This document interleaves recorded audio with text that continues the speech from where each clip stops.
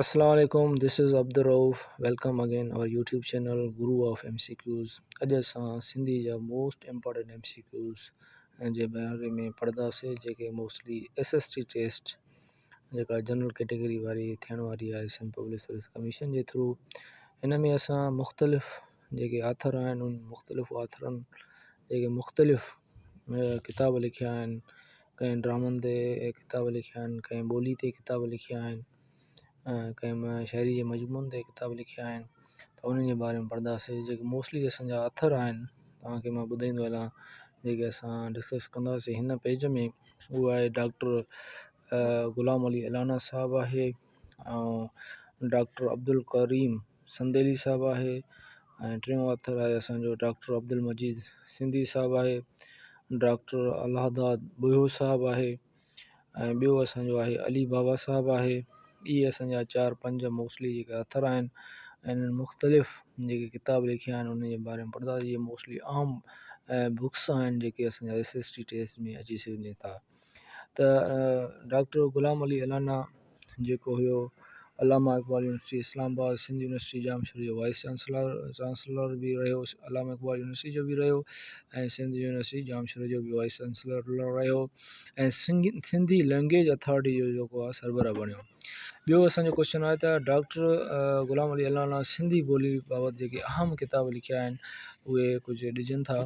त छाकाणि त डॉक्टर ग़ुलाम अली अलाना साहबु जेको हुयो सिंधी ॿोली जे बारे में तमामु घणो कमु कयो, जंहिंमें हिन आहे त सोतियात, सिंधी सूरत कथी, सिंधी ॿोलीअ जो पिणु बुनियादु, सिंधी ॿोली जी लसानी जोग्राफ़ी, सिंधी ॿोलीअ जो अभ्यास ऐं सिंधी लिगाफूं शामिलु आहिनि।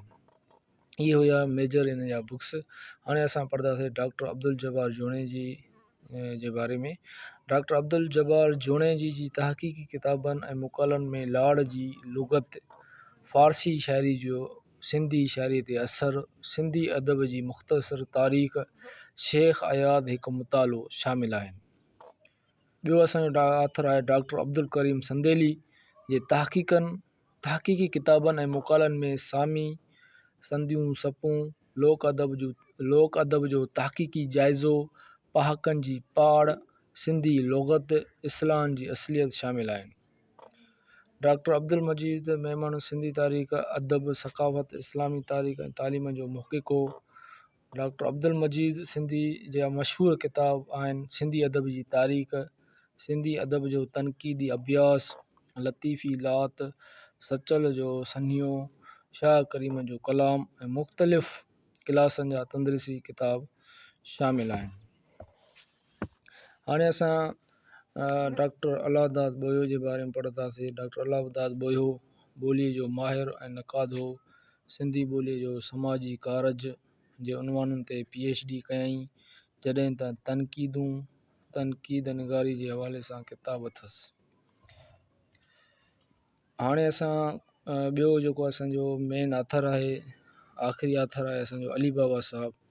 अली बाबा जी लिखियल ड्रामे दंगे मंझ दरिया,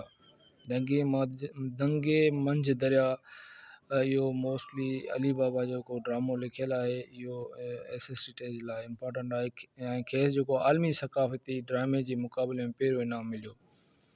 अली बाबा जी कहाणियुनि जे मजमून में आयलड़े ओलड़ा ऐं धरती धकाणा शामिलु आहिनि, जॾहिं त तारीख़ी नावल जेको आहे अली बाबा जो आहे मोहन जो दड़ो।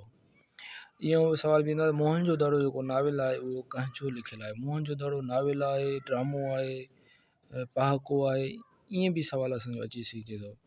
त इहे हुया असांजा मोस्टली 4-5 आथर जेके मेन आथर हुया उहे असां पढ़ियासीं। बक़ाया जेके इम्पोर्टेंट न हुया उन्हनि खे असां छॾियोसीं। असां ॿिए लेक्चर में वधीक सिंधी जा MCQs पढ़ंदासीं। असां तक़रीबन 400-500 MCQs अॻ में ई रिकॉर्डेड लेक्चर जेको आहे करे चुका आहियूं। Thank U very much.